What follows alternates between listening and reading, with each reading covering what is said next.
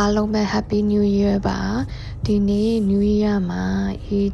Sea Light Temple ပေါ့နော် Chinese Temple ကိုဒီနေ့သွားလည်တာပါဒီ Temple ကတောင်ကုန်းပေါ်မှာရှိတာပေါ့နော်ဒီကားလမ်းအတိုင်းအပေါ်မှာတက်သွားရင်parking lot ရှိပါတယ်ဒီနေ့ New Year ဆိုတော့လူတွေကနှစ်သစ်မှာဒီ Chinese Temple ကိုလာပြီးတော့ဘုရားရှိခိုးကြတယ်ဆုတောင်းကြတယ်ပေါ့နော်ကြည်ရတာဒီနေ့လူနည်းနည်းများမဲ့ပုံပဲအပေါ်ကကား parking lot တစ်ခုလုံးကပြည့်နေပြီဒီ temple ကလေအရန်ကိုနာမည်ကြီးတယ်အဲ့လို New Year တို့ Chinese New Year နေ့တွေမှာဆိုလုံးဝတိုးမပေါက်ဘူးပေါ့နော်အဲ့ဒါနဲ့ဒီတောင်အောက်ကိုပြန်ဆင်းပြီးတော့လမ်းဘေးမှာပဲကားတနေရာစာတွေ့လို့အဲ့နားမှာပဲရက်ပြီးတော့လမ်းလျှောက်ပြီးတော့ဒီတောင်ပေါ်ပေါ့နော်ဒီ temple ကိုလမ်းလျှောက်ပဲတက်ခဲ့တာပေါ့နော်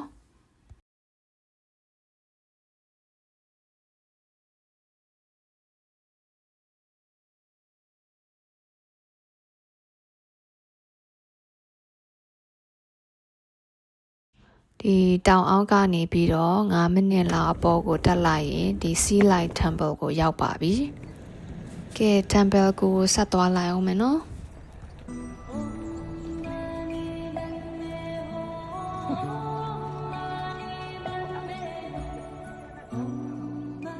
ဒါက Temple ရှိကမဟုတ်ဘူးပေါ့နော်။ဒီအတိုင်းအပေါ်ကိုလေကားနဲ့တက်သွားလို့ရှိရင်ပထမအဆင့်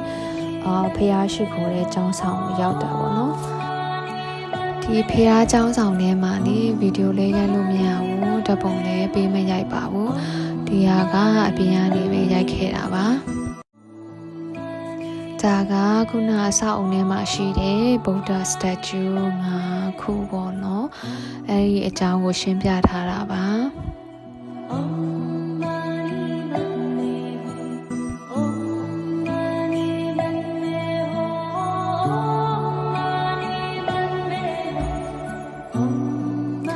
ထဲကိုဆက်လျှောက်လာလို့ရှိရင်ဟိုအပေါ်ဆုံးကဖះเจ้าဆောင်ကိုရောက်ပါတယ်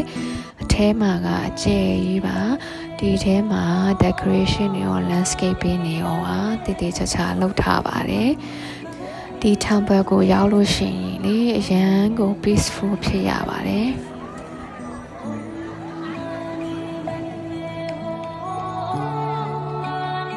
အဲ့တော့အပေါ်တက်ပြီးတော့အမွေးတိုင်ထုံးပြီးတော့ဘုရားရှိခိုးလိုက်ပါအောင်မယ်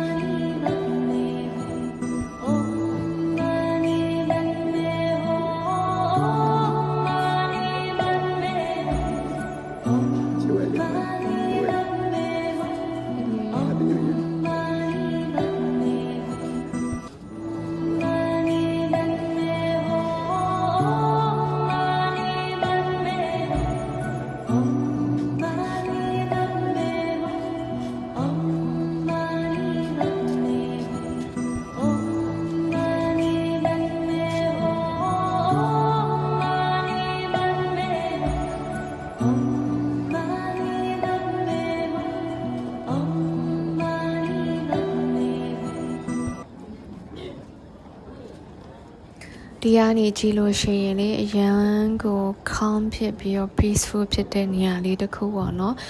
ဒီနေရာက Chinese New Year ဆိုလို့ရှိရင်အရန်လှပါတယ်လူတွေကလည်းလုံးဝကြိတ်ကြိတ်တိုးလို့မပေါက်ဘူးပေါ့နော်